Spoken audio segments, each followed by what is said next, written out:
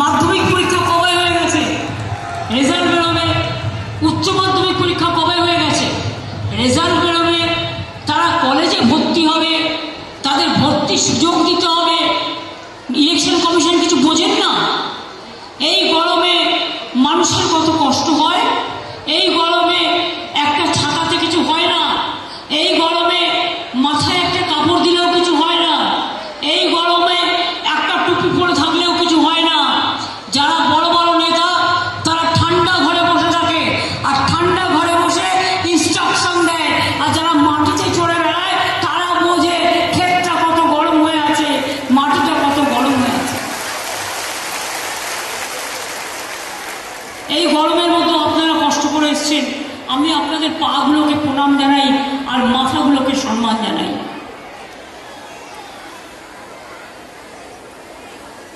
সবই তো শুনেছেন, নতুন করে বলার কিছু নেই।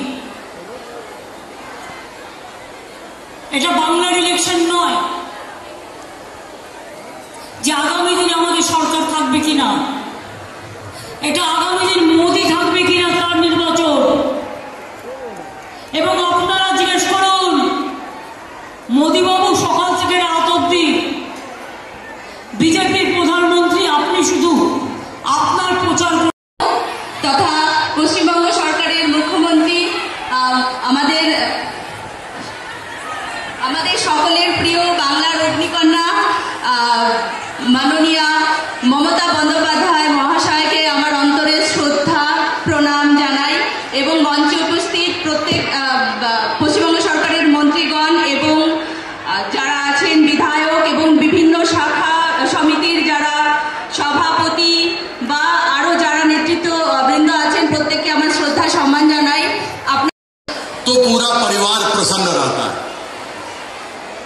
और यही है कारण कि दीदी का 3 मात्र शब्द मां, माटी, मानुष, और मां के लिए जो उन्होंने किया है आप लोग के सामने है। बच्चे के जन्म लेने से उसके अंतिम संस्कार तक दीदी सब कुछ देखी है। बंगाल में रहने वाला प्रत्येक व्यक्ति, चाहे वो बंगाल का हो या बाहर से आके 10, 20, 30, 40, 50 साल से रह गया हो, वो लोग सब दीदी के लिए जैसे पानी या दूध में चीनी घुल जाता है, पता नहीं लगता कि चीनी उसमें घुला है या नहीं घुला है, वह दीदी सोचती है और वह दीदी सबके लिए बराबर से करती है। दूसरी तरफ हमारे माननीय श्री गणेशाय नमः, जय मां काली। আমি বাংলা বুঝতে পারি, लेकिन बहुत आस्ते आस्ते बोलते पारी। আমি 3 मासे खूब भालो बांग्ला बोलबो। अभी आप लोग का अनुमति होगा तो हम हिंदी में बात करते रहे हैं, करेंगे। मेरी माँ जब तक जिंदा थी तब तक हमको कोई फिक्र नहीं था, मन में किसी प्रकार का कुछ नहीं। खाना मिलता था, कपड़ा मिलता था, सब कुछ मिलता था। माँ चिंता करती थी, देखती थी। लेकिन माँ के जाने के बाद इस उम्र में भी उनका याद आता है। जिस माँ की बात दीदी करती है, जो माँ रात को खाली पेट सो जाती है लेकिन अपने बच्चा को खाली पेट सोने नहीं देती, जो माँ अपने बच्चे के लिए अच्छा आहार मिले, उसके पढ़ाई लिखाई का व्यवस्था कैसे होगा, इसके बारे में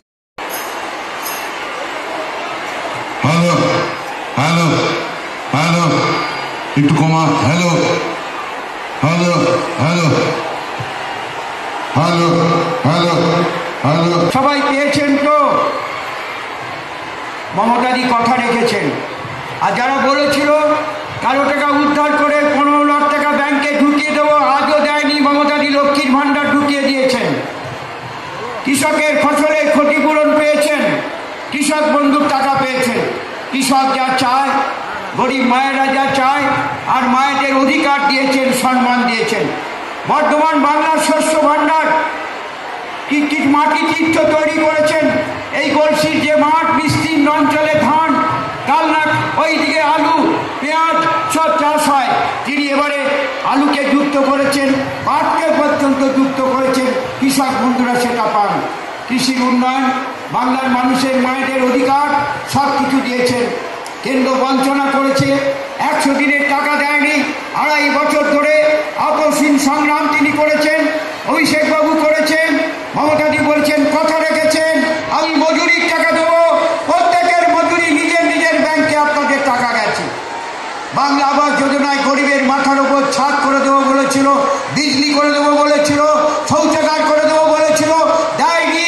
2 বছর টাকা আটকে রেখে দিয়েছে, বিনা পয়সায় রেশন আজ অব্যাহত রেখেছে। আমি আর বক্তৃতা নই, এখন আগামী দিনে ভোটের অধিকার থাকবে না, গণতন্ত্র শেষ হয়ে যাবে।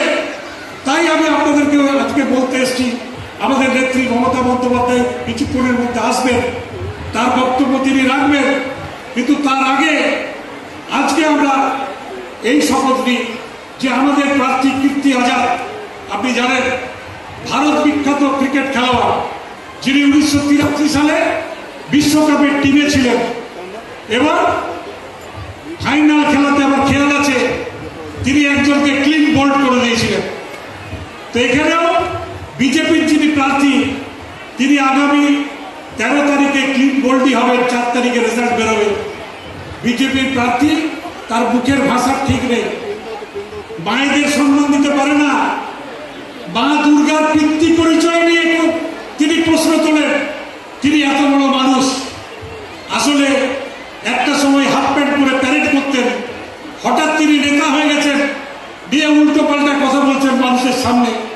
তাই আজকে আপনাদের কাছে আহ্বান করতে এসেছি, সমস্ত মানুষকে বোঝান, যারা মাঠে আছেন তাদের কাছে অনুরোধ, যারা আজকে আসেননি পরিবারের লোক, সবাইকে আপনারা বোঝান, একটা ভোটও যাতে নষ্ট না হয়। আগামী 13 তারিখে সকাল 7টায় সকাল জোড়া ফুল চিহ্নে ভোট দিন, কীর্তি আজাদকে লক্ষ লক্ষ ভোটে জয়ী করে আমাদের নেত্রী মমতা বন্দ্যোপাধ্যায়ের কাছে তুলে দিন, যাতে তিনি আগামী লোকসভা নির্বাচনের পরে 42 জন এমপিকে নিয়ে তিনি দিল্লিতে যেতে পারেন এবং নরেন্দ্র মোদীর গতি সরিয়ে মমতা বন্দ্যোপাধ্যায় যাতে প্রধানমন্ত্রী হতে পারেন,